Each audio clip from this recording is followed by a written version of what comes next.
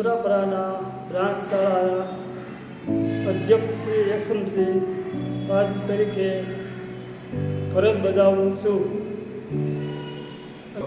અને છેલ્લા આ 6 વર્ષ વાહન વ્યવસ્થા આ નિશાળમાં ચાલુ છે. આ શાળા શહેરી વિસ્તારોમાં આવેલી હોય ટ્રાફિકની સમસ્યા વિશે અને દરરોજ વાલીઓને મૂકવા માટે આ બાળકોને મૂકવા માટે આવવું પડતું નથી અને સમયસર બાળકો ઘરે પહોંચી જાય છે. અને વાહન વ્યવસ્થાથી દરરોજ બાળકો નિશાળે પણ પહોંચે છે અને ઘરે પણ સમયસર ઘરે પહોંચી જાય છે.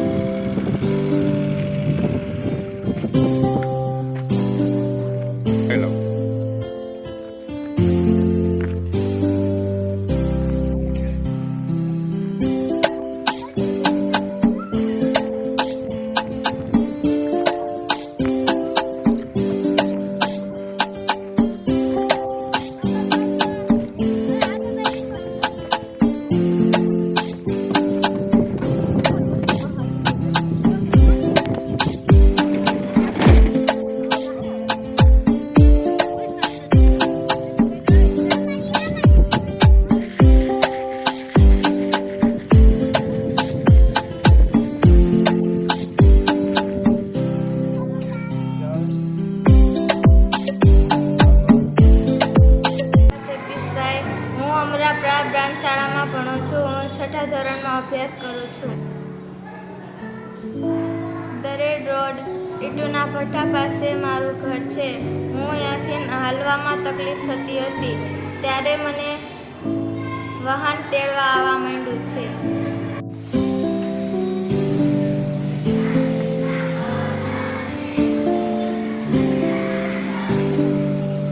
દેવાયત રામકુભાઈ દાદલ, ગામ બાબરા, શ્રી અમરાપરા બ્રાન્ચ શાળા બાબરામાં ડ્રાઈવર તરીકે ટ્રાન્સપોર્ટેશનમાં ફરજ બજાવું છું. આ શાળા શહેરી વિસ્તારમાં આવેલી હતી, જેથી કરીને બાળકોને નિશાળે આવવામાં અને જવામાં ખૂબ જ મુશ્કેલી પડતી હતી.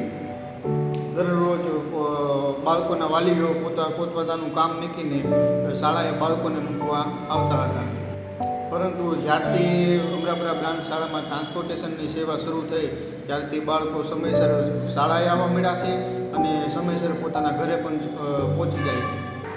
શહેરી વિસ્તારના કારણે ટ્રાફિકની ખૂબ જ સમસ્યાઓ હતી. હું મારા વાહનની લિમિટ 40થી નીચે રાખું છું અને બાળકોની ખૂબ જ કાળજી રાખું છું. મારા વાહનની અંદર બાળકો માટે પાણી પીવાનો જગ, ફર્સ્ટ એડ બોક્સ અને બાળકોનું લીઝ દરરોજ રાખું છું. મારા વાહનની વીમો, પીયુસી, આરસી બુક્સ અને લાયસન્સની તારીખ પૂર્ણ ન થઈ જાય તેની હું ખાસ તકેદારી રાખું છું. ઝાલા શ્રી અમરાપરા બ્રાન્ચ શાળામાં આચાર્ય તરીકે ફરજ નિભાવું છું. અમારી શાળા શહેરી વિસ્તારમાં આવતી હોવાથી ટ્રાફિકના હિસાબે વાલીઓએ તેડવા મૂકવા આવવું પડતું હતું અને અમારું 6 વર્ષથી ટ્રાન્સપોર્ટેશન કાર્ય ચાલુ છે અને તેમાં આઉટડ્રોપ જે નો છે એ ઘટાડો થયો છે અને બાળકો શાળાએ નિયમિત આવતા થયા છે.